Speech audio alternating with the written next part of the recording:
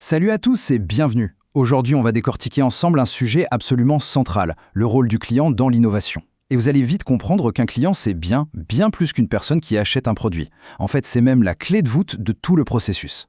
Allez, on attaque tout de suite. Pourquoi est-ce qu'on dit ça? Eh bien, c'est assez simple en fait. Beaucoup d'entreprises, encore aujourd'hui, voient le client comme la ligne d'arrivée, la dernière étape du processus juste pour la vente. Mais la vraie révolution, la véritable innovation, elle commence avec lui, bien avant même qu'on ait une ébauche de produit. Alors, voilà comment on va s'organiser.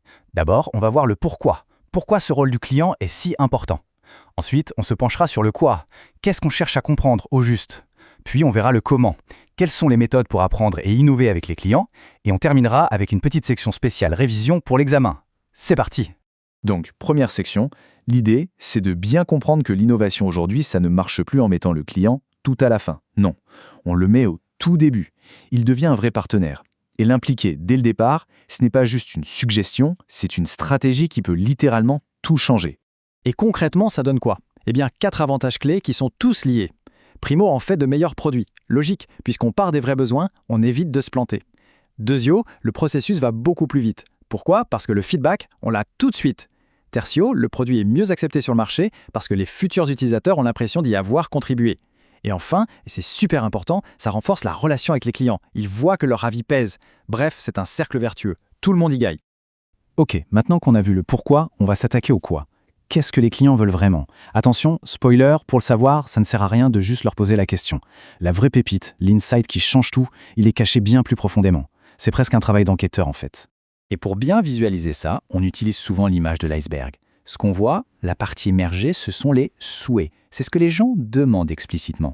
Juste sous la surface, il y a les problèmes, les frustrations. On commence à creuser. Mais le vrai trésor, la partie immergée et massive de l'iceberg, ce sont les besoins latents. Ces besoins dont les gens n'ont même pas conscience, mais qui, si on y répond, créent une innovation de rupture. Et ça nous amène à un autre point super important, l'expérience client totale. L'innovation, ce n'est pas que le produit, c'est tout le parcours. Pensez-y. Depuis le moment où on entend parler d'une marque, jusqu'à l'achat, l'utilisation, le service client, chaque étape, chaque point de contact est une chance d'innover, d'améliorer les choses. Alors là, attention, on aborde un concept majeur, le job to be done. L'idée est simple, mais elle change tout. En gros, les clients n'achètent pas un produit, ils embauchent un produit pour faire un boulot. L'exemple classique, c'est la perceuse. Personne ne veut une perceuse, ce qu'on veut, c'est un trou dans le mur. Et si on se concentre sur le job, on peut imaginer plein d'autres solutions, bien plus innovantes. Bon, et cette valeur pour le client, comment est-ce qu'elle se construit? On peut voir ça comme une pyramide. À la base, on a les attributs, les caractéristiques techniques du produit. Au-dessus, on a les conséquences, ce que ces caractéristiques permettent de faire. Et tout en haut, il y a les objectifs, le but final de la personne. Une vraie bonne innovation, elle fait le lien entre ces 3 niveaux. Et attention, tous les bénéfices ne se valent pas. Bien sûr, il y a le bénéfice fonctionnel. Le produit fait ce qu'il est censé faire.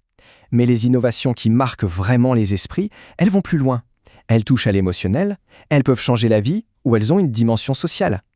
Les marques les plus puissantes jouent sur plusieurs de ces tableaux en même temps. Ok, on a vu le pourquoi et le quoi. Maintenant, la question à 1 million, comment on fait? Concrètement, comment on apprend des clients? C'est ce qu'on va voir tout de suite, les méthodes pour aller chercher l'information, pour comprendre ce que les gens pensent, ce qu'ils ressentent et surtout ce qu'ils font. Et le premier réflexe à avoir, c'est de se dire que l'apprentissage, ça se passe tous les jours. Ce n'est pas un truc réservé à une équipe de recherche. Non, les meilleures infos, elles viennent du terrain, des interactions quotidiennes. Un commercial au téléphone, une personne au service client, les avis sur Internet, c'est une mine d'or à ciel ouvert. Ensuite, il y a 2 grandes approches. On peut interroger les gens ou on peut les observer. Et la différence est énorme. Quand on interroge, on sait ce que les gens disent qu'ils font. Mais quand on observe, on voit ce qu'ils font réellement. Et il y a souvent un monde entre les deux. C'est dans cet écart que se trouvent les vraies opportunités. Et ça se décline en plusieurs méthodes concrètes. On peut faire des entretiens individuels pour creuser un sujet, des focus group pour la dynamique de groupe, de l'observation pure et simple. Et puis il y a des méthodes plus modernes comme la netnographie, où on va analyser ce qui se dit sur les forums, les réseaux sociaux. L'important, c'est de bien choisir son outil en fonction de ce qu'on cherche. Allez, on monte encore d'un cran, on passe maintenant à la forme la plus poussée de l'implication client. Là, le client n'est plus seulement quelqu'un qu'on étudie, il devient un partenaire. Il met la main à la pâte. C'est là qu'on passe à un autre niveau. Et ça s'appelle la co-création. Le nom dit tout, on crée ensemble. Ça peut prendre plein de formes.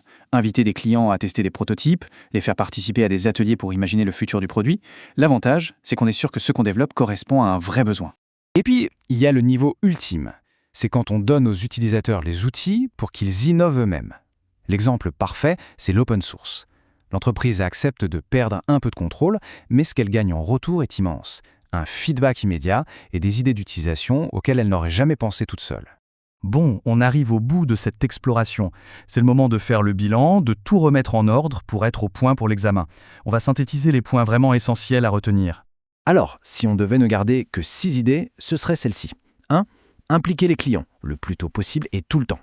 2. Aller chercher les besoins latents. 3. Toujours penser en termes de job to be done. 4. Chaque interaction est une source d'apprentissage. 5. Choisir la bonne méthode pour la bonne question. Et 6. Les clients ne sont pas des cibles, ce sont des partenaires.